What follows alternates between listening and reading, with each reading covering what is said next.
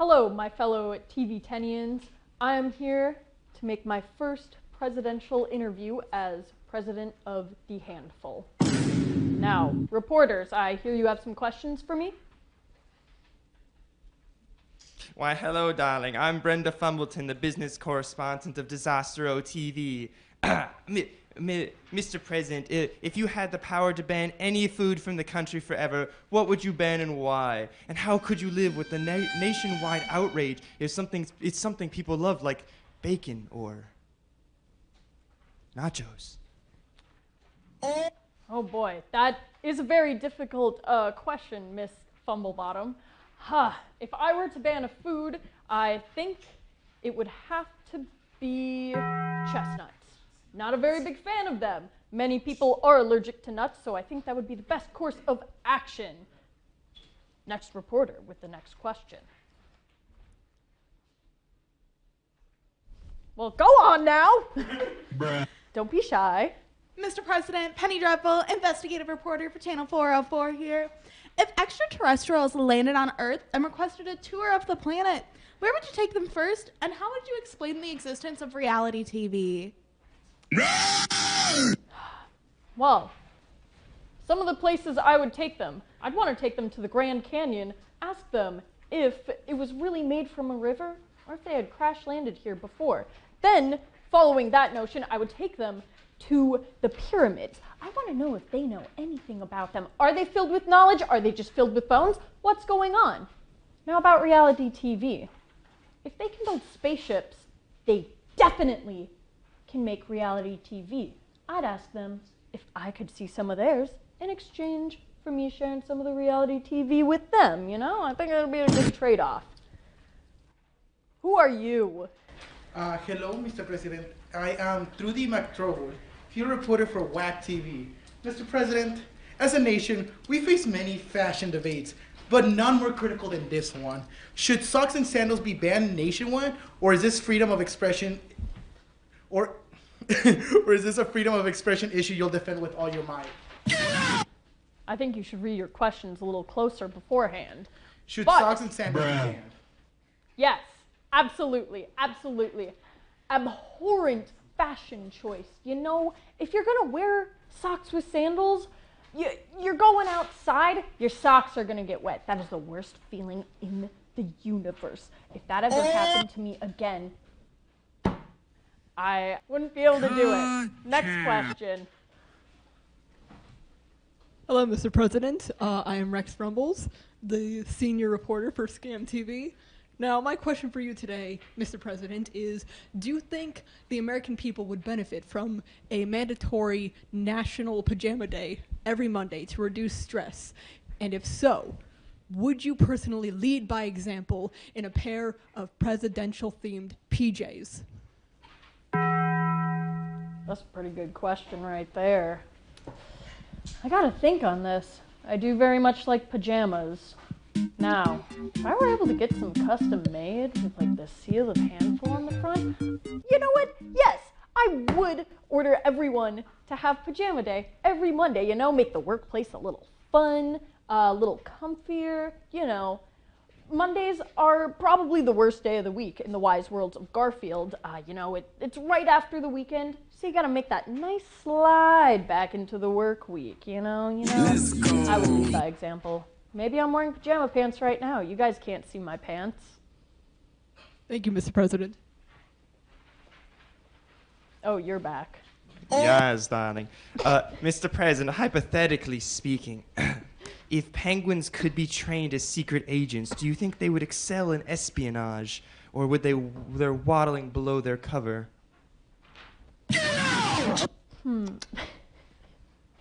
Well, I'm gonna ask you one question. Have you ever seen Mr. Popper's Penguins?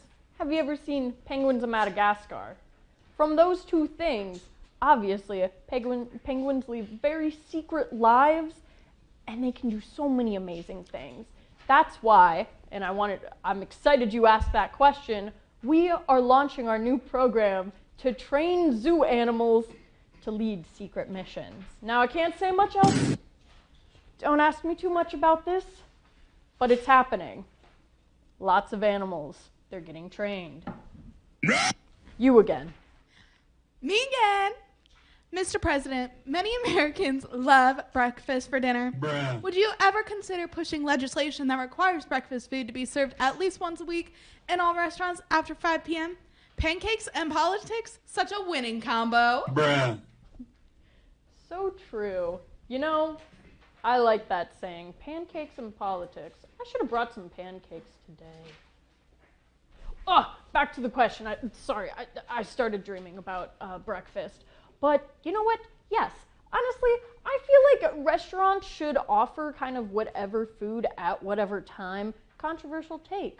But, you know, because sometimes you really want like some nice pancakes, maybe closer to 9 o'clock. They should have that. And sometimes the only place you can go for that is like IHOP or something. But not every town has an IHOP, which is a little frustrating. And then maybe you want a nice Salisbury steak at breakfast. And like nowhere has that. So yes, I think places at least once a week should serve or have the breakfast options during dinner. Let's go! Oh, I like your flowers. Thank you. Mr. President, if you had to swap jobs with any circus performer for a day, which act would you choose? A lion tamer, a trapeze artist, or perhaps the human cannonball? And how would the First family feel about this new career direction? Well, you know what they say. Being the president is a lot like being a lion tamer. I already got to do that stuff every single day. So to switch it up, I would love to be a human cannonball. You know, ever since I was about 4 years old, I wanted to be launched out of a cannon, but I just wasn't accepted into the Clown Academy, which that's why I became a politician. Close enough. So, because of that, I think my wonderful partner would accept this change. They've known sometimes I wake up in the middle of the night imagining that I'm still honking my clown nose. I can't do it anymore because I became president. Maybe that's what's going to happen to me after I leave in 4 years.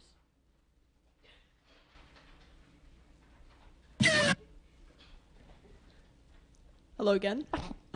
Mr. President, considering the high levels of burnout currently, would you support a bill mandating afternoon naps for all citizens? If yes, would you ensure that the nation's nap time is equipped with blanket forts and stuffed animals for optimal comfort? Choose your words wisely.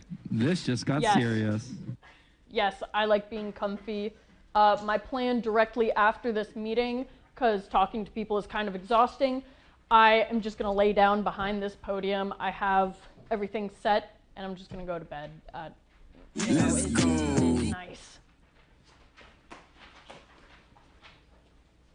Oh, you changed up your glasses. They're new glasses. Anyways, I lost my glasses. Mr. President, when you're faced with tough decisions, do you ever try speaking to your reflection for a second opinion? And if you do you win most of those arguments? I don't trust my reflection. If you look in a mirror, you're looking into the opposite realm. My second version of myself in the mirror, terrifying, terrifying. I don't trust them. They speak to me every single time I look into the mirror. So that's why I have every single mirror in the White House covered. But usually when we argue, I win. Hey. Oh, hi, Mr. President. The country is deeply divided on an important issue. Does pineapple belong on pizza? Will you take a stand to unite the people? Or are you going to play it safe and leave it up to the states to decide? I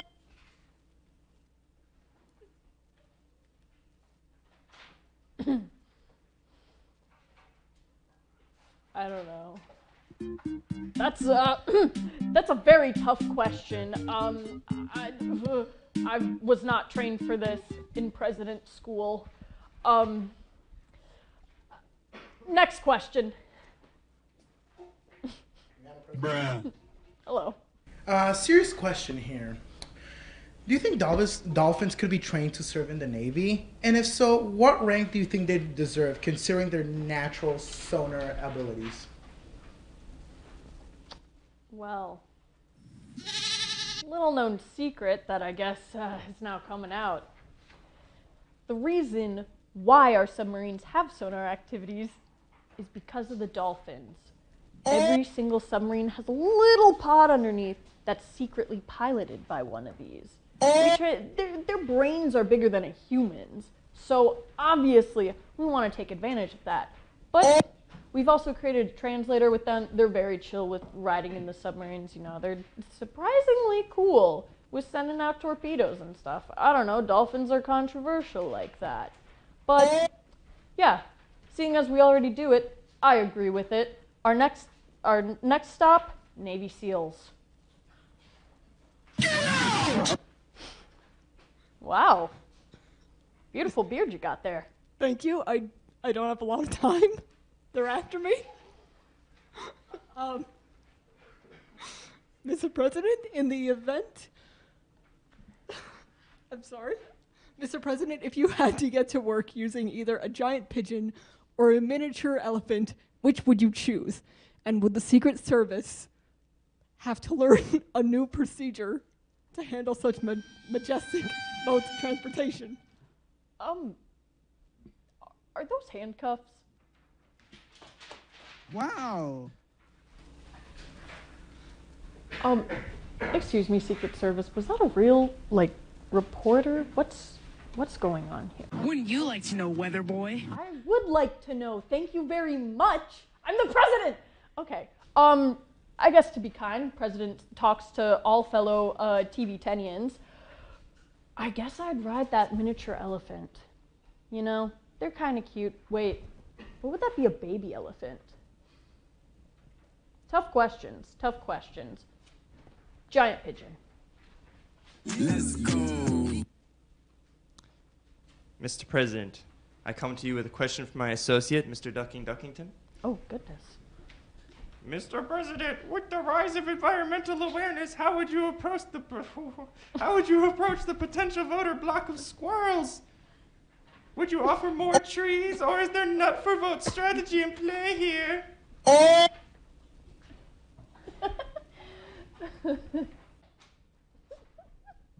you. Mr. Duckington, it's so great to see you after all these years. Oh, man. Great on speaking up for the squirrels, but I completely agree. We should have more trees. You get to climb them. Trees. I don't really know how else to answer that question. I was kind of zoning out on seeing the duck again. Trees. Grow them. Bruh. Oh, you got a fan there. Sorry, I was just listening to that Lorax approved message because, you know, we got to let it grow sometimes. But, Mr. President, if you were stranded on a desert island and could only bring one type of cheese with you, what cheese would it be? And could you justify your choice to the lactose intolerant nation?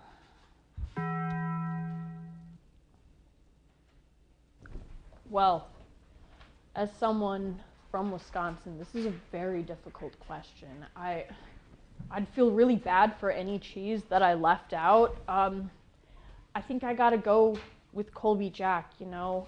My aunt had a cat named Colby Jack, not made from cheese, but I mean, close enough, it was orange. So to honor him, I would bring Colby Jack, may he rest in peace. To the lactose intolerant nation, I know a lot of you still eat dairy. I see you out there. Yeah, I'm looking at you. You still eat it. You won't have a problem with it. Anywho, you, 4 Eyes. It's more like 6 eyes. Goodness gracious. Oh my God. Hey. Well, Hey. going back to the dairy, Mr. President, given the importance of morale in the nation, would you support a bill that mandates free ice cream for all citizens every Friday? And if this were to be enacted, would you personally oversee the toppings bar? Ooh. While I wouldn't personally be able to oversee the toppings bar, I think this would be good. But, you know, we got to worry about the cows. If this is happening every single Friday, cows might get a little worn out. Who knows if the ice cream would be as good without all of them, with the stressed out milk production. So I would say every other Friday. I don't really know what else to say about this. There's no other reporters. Are there anyone? Hello? What's up with your hair, man? Don't worry about it. Mr. President, in the event of a nationwide jelly bean shortage, how would you prevent panic in candy stores across the country? Could you ensure that the American people have Jelly Belly diplomacy remain strong? Well, I'm thinking back to the last time we had a jelly bean shortage. What's on your wrist? Don't worry. You look a little familiar. I'm not liking what is going on back there with the other reporters. I'm not liking that. But we haven't seen a jelly bean shortage since about 1959. So I wasn't alive back then. I'm not quite sure what they did, but I'm sure they handled it, and I'll go look in the archives to handle it myself. Maybe we would paint some other beans to look like jelly beans like they did in the Great Depression as well. I think that would be a very safe choice. Oh, wonderful outfit you Hello, got there. I am Dino Man from Dino News. I have a question for you, Mr. President. If there's a serious debate happening across the country right now, is cereal a soup? And how do you plan to unite the nation under this decisive breakfast issue? Bruh. Rawr. That's getting a little too political even for me. The president of the... Oh! I don't know who is hiring these reporters. We need to start doing even more background checks. But I think I will say cereal is a soup. The milk acts as a broth. It's in a bowl. And you have some toppings and stuff. Yes, I am going to sign an executive order stating that cereal is a soup tomorrow while having breakfast. Hey, Girly Pop. It's good to see me, isn't it? It's so good. So, Madam President, if the presidential election was determined by a pillow fight instead of votes, what would your strategy be to take down your opponent? And would you use the presidential seal as a shield? And what would be your battle song? Ooh. You know, I'm kind of liking this reporter. They got fun questions, you know? Well, little known fact, behind the scenes, if the vote is very, very close, we do have a pillow fight. Now, my strategy is you want to really bunch up the pillow to the top so it's all condensed, and you want to kind of hold it like a baseball bat and just swing at them. It's about drive. It's Hit about 'em power. We stay hungry. We devour. and over and over and over until they eventually fall asleep. But yeah, that's how you win. My battle song is probably the sound of my opponent screaming. Just like that. Just like that. Hey, Pikachu. Pika, pika, pika, pika. Bruh. Mr. President, if unicorns were discovered to be real, would you incorporate them into your presidential motorcade? And would they be giving special Secret Service training to handle the paparazzi? You know, unicorns, from what I've seen in the media, very, very smart creatures. So I think I would incorporate them, though I'd be a little worried about them getting hurt. But you know what? They'd be fine. They're smart. They can be trained. They can probably form a magic seal around themselves to protect them. Who knows? Maybe they're already Secret Service trained and we've got them already. You didn't hear that here, folks. Don't go looking that up. Don't look it up. What's that? Nothing.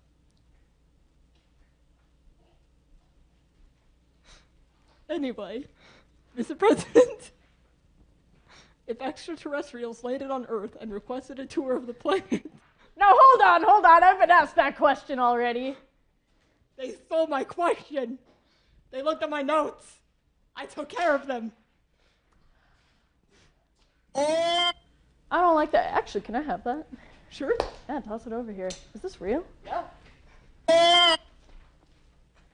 I feel like I recognize this from somewhere. Don't worry about it.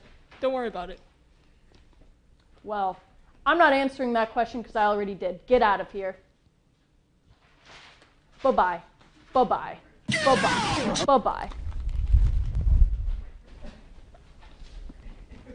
Well, I think that's all the time we have for tonight. This tracksuit is quite tight, let me tell you. Yeah, if you like this and want to see more stuff like this, check us out on mytv10.uwc.edu or on the YouTube channel UWEC TV10. I've been your host, David. This was Handful. I hope you had a great time and have a great night. Goodbye. Toodles.